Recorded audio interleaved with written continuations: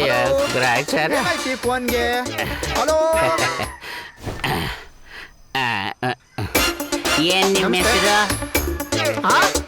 ನಿಮ್ಮ ಹೆಸರೇನು? ನನ್ನ ಹೆಂಡತಿ ಇನ್ನೂ ಬಸ್ರ ಆಗಿಲ್ಲ. ಅಯ್ಯೋ ಬಸ್ರಲ್ಲಪ್ಪ, ನೀನ್ ಎಷ್ಟು ಬಸ್ರಾದ್ರೂ ಮಾಡ್ಕೋ, ಎಷ್ಟು ಮಕ್ಳು ಬೇಕಾದ್ರೂ ಮಾಡ್ಕೋ. ನಾನು ಕೇಳ್ತಾ ಇರೋದು ಹೆಸರು ಹೇಳು. ಹೆಸರು ಕುಟ್ಟಿ ತುಂಬಾ ವರ್ಷ ಆಯ್ತು, ಈಗೆಲ್ಲ ಕುಟ್ಟೋದ್ ಬಿಟ್ಬಿಟ್ಟಿದೆ.